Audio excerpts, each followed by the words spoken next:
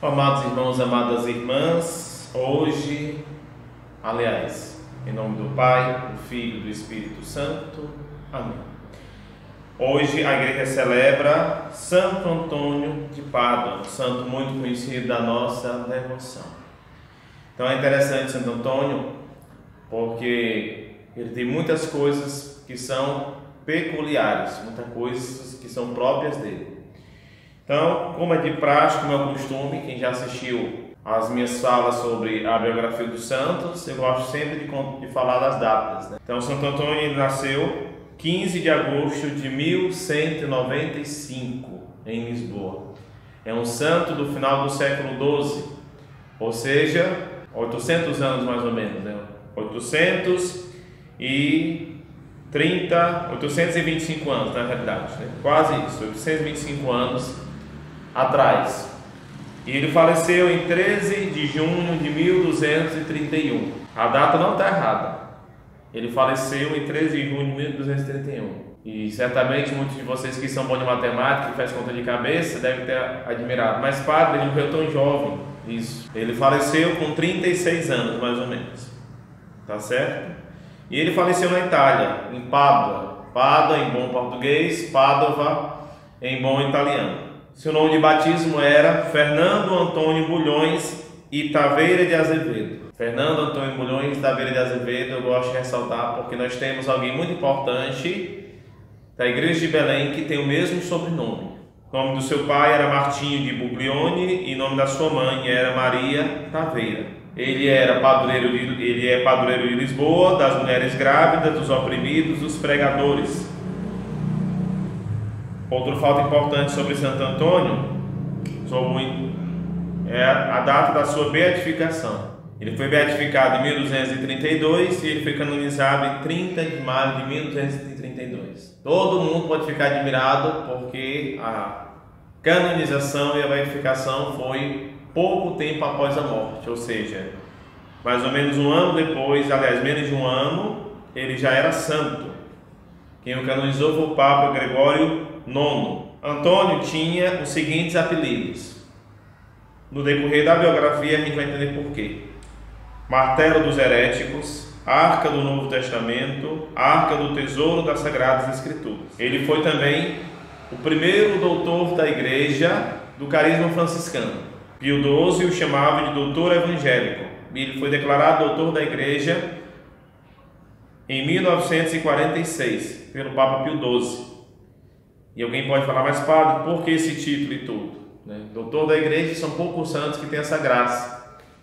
São santos que normalmente deixaram para a igreja um grande testamento espiritual, um grande testamento teológico. Nós olhamos Santo Tomás de Aquino, Santo Agostinho, Santa Teresa do Menino Jesus, Santa Teresa d'Ávila e outros santos. Então Santo Antônio ele está nesse seleto grupo de santos doutores da igreja. Ele escreveu sermões, diversos sermões, discursos. Segundo a fonte que eu pesquisei, ele teria escrito pelo menos 77 sermões. Daqui a pouco a gente vai saber um pouco sobre esses sermões. E um detalhe interessante, ele com 15 anos entra na vida religiosa. Primeiro ele vai ser cônego regular de Santo Agostinho. Isso mais ou menos no ano de 1210. E ele sempre foi um homem sedento pelo conhecimento. Então ele lia de tudo um pouco. E eu tive uma graça muito grande, quando estive em Portugal no passado, de passar onde Santo Antônio viveu. Portugal tem uma igreja muito bonita chamada São Vicente de Fora. Naquela época era o convento onde ele residiu. Ele também residiu em Coimbra. E em Coimbra aconteceu um importante encontro que mudou a vida de Fernando. Ele ainda não era Antônio, ele assume o nome de Antônio quando ele torna-se franciscano, então ele ainda era Fernando. Em Coimbra ele tem contato com os franciscanos que estavam indo fazer missão nos Marrocos. Aquele testemunho daqueles franciscanos que voltavam tantas vezes do Marrocos, tendo sofrido martírio, ou contavam o testemunho daqueles que tinham sofrido martírio, despertou no jovem Francisco, aliás, o jovem Fernando, o desejo de ser também missionário.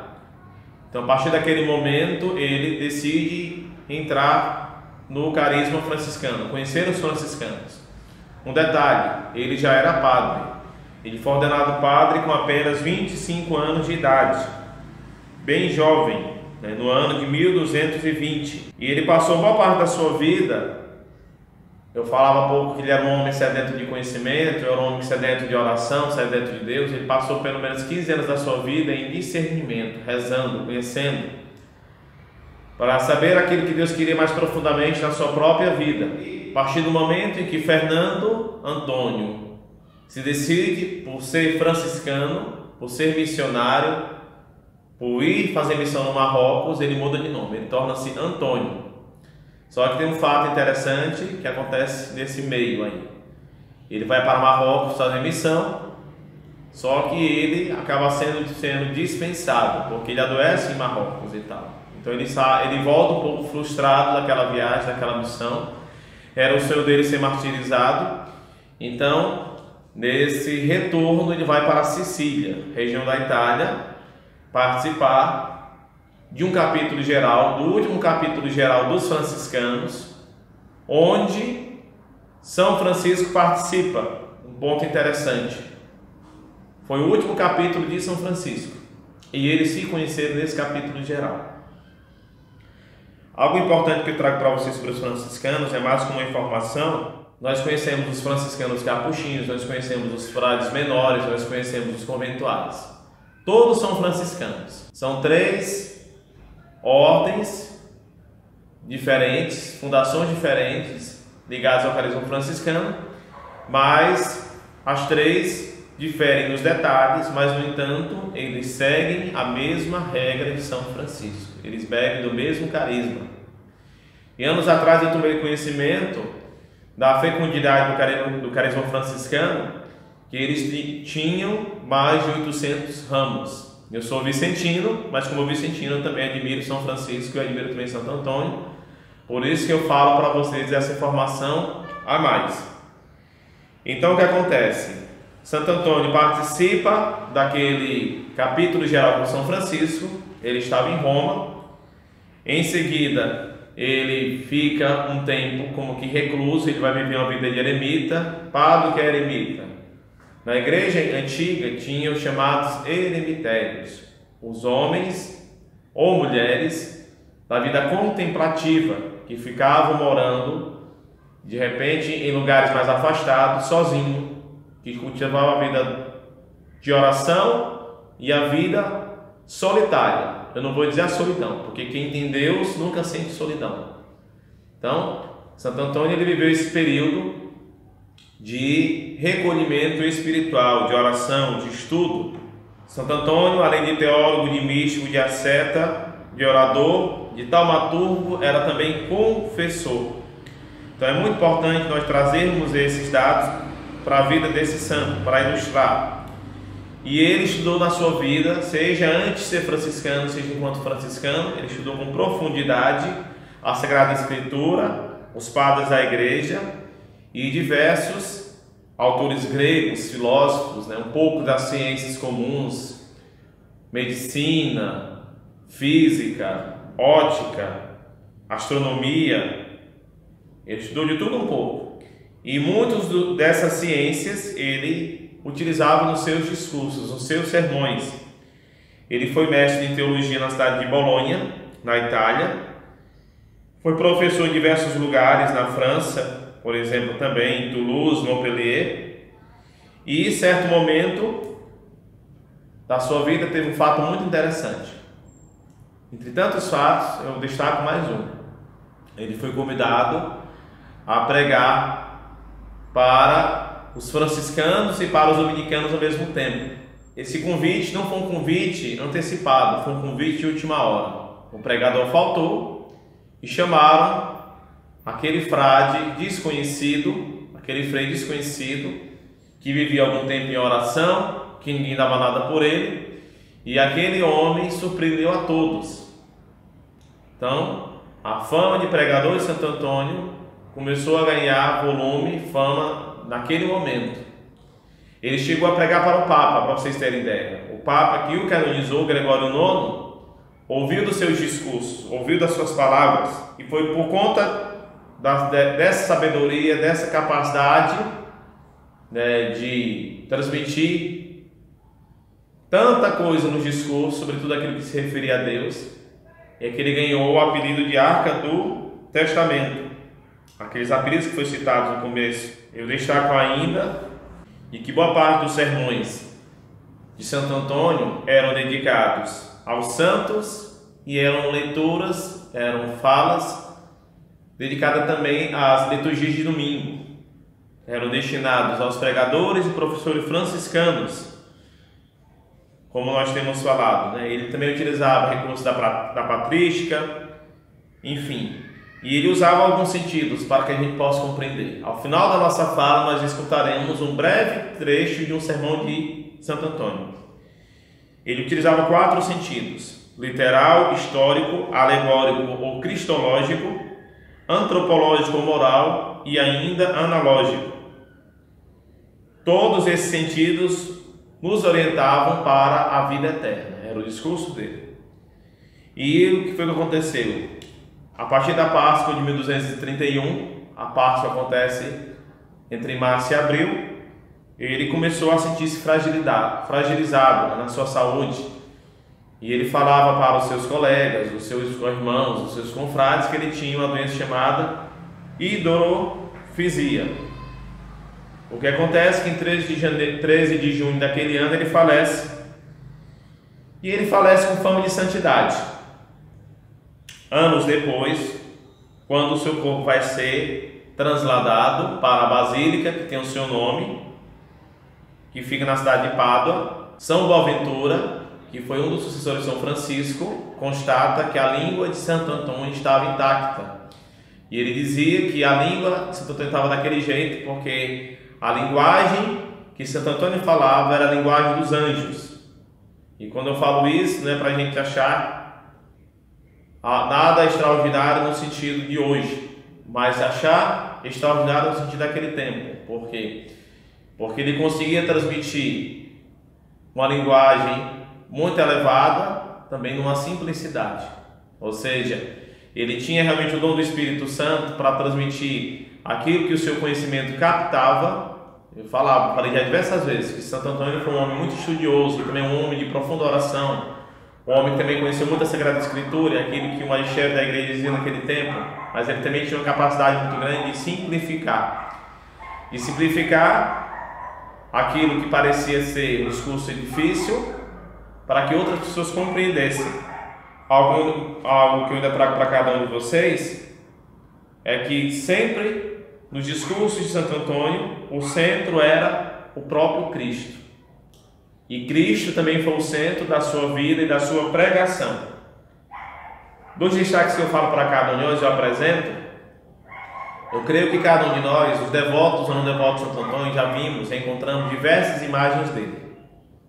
Imagens que ele está com Jesus, imagens que ele está com a Sagrada Escritura, imagens que ele está perto da Virgem Maria. Então, o significado que nós encontramos de cada imagem é: primeiro ponto, aquela leitura que nós fazemos de Santo Antônio com o menino no colo, conta-se que certa vez o menino Jesus seria parecido a Santo Antônio. E conta-se também que aquelas imagens ressaltam a intimidade que o Santo Antônio tinha com o menino Jesus. Quando nós encontramos a imagem de Santo Antônio, o menino Jesus da Escritura, refere-se também o fato de Santo Antônio, a sua vida inteira, ter anunciado a palavra de Deus. E quando nós encontramos também Santo Antônio diante da Virgem Maria, é o fato também de Santo Antônio também ter expressado no decorrer da sua vida o amor a Nossa Senhora. Então tem todas essas relações. Então eu quero encerrar a nossa fala de hoje lendo um breve trecho de um sermão de Santo Antônio, um dos seus grandes sermões. E nós escutaremos que muito daquilo que foi dito sobre ele se confirma nesse sermão. A profundidade, a beleza, ele utilizava muito da poesia, e eu sei também que muitos de vocês estariam sedentos para ficar e padre, e aquelas histórias, né? E tantos fatos e tudo. Aqueles fatos ilustram a santidade de Santo Antônio. Se eu pudesse, eu falaria hoje uma parte daqueles fatos, mas eu quis trazer para cada um de nós um discurso um pouco alternativo, um pouco diferente, aquilo que a igreja também fala sobre ele. E aquilo que nós ouvimos das nossas devoções possamos guardar. Mas é importante também que a gente faça uma leitura daquilo que nós temos de mais concreto sobre ele. Tá certo? Aqueles fatos ilustram aquilo que as pessoas testemunharam, aquilo que as pessoas escutaram, aquilo que as pessoas acreditam e que também faz parte da nossa fé. Mas vamos escutar um pouco desse último sermão, desse sermão de Santo Antônio. Quem está repleto do Espírito Santo fala várias línguas. As várias línguas são os vários testemunhos sobre Cristo, a saber, a humildade, a pobreza, a paciência e a obediência. Falamos estas línguas quando os outros as veem em nós mesmos. A palavra é viva, quando são as obras que falam. Cessam, portanto, os discursos e falem as obras. Estamos saturados de palavras, mas vazios de obras. Por esse motivo, o Senhor nos amaldiçoa, como amaldiçoou a figueira, em que não encontrara frutos, mas apenas folhas. Diz São Gregório: há uma lei para o pregador que faça o que prega. Em vão pregará o conhecimento da lei quem destrói a doutrina por suas obras. Falemos, portanto, conforme a linguagem que o Espírito Santo nos conceber, e peçamos-lhes humilde e devotamente que derrame sobre nós a sua graça, a fim de podermos celebrar o dia de Pentecostes com a perfeição dos 5 sentidos e na observância do decálogo. Que sejamos repletos de um profundo espírito de contrição e nos inflamemos com essas línguas de fogo, que são os louvores divinos. Desse modo, ardentes e iluminados pelos esplendores da santidade, merecemos ver o Deus uno e trino.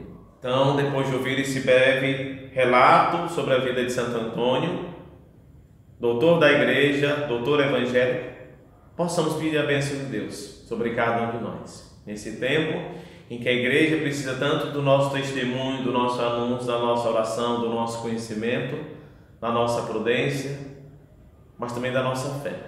Então que Santo Antônio nos inspire, seja um modelo para cada um de nós, para a nossa fé. Rezemos também hoje por Padre Antônio Garcês, que foi pároco dessa paróquia até pouco tempo atrás, que hoje celebra o seu aniversário, né?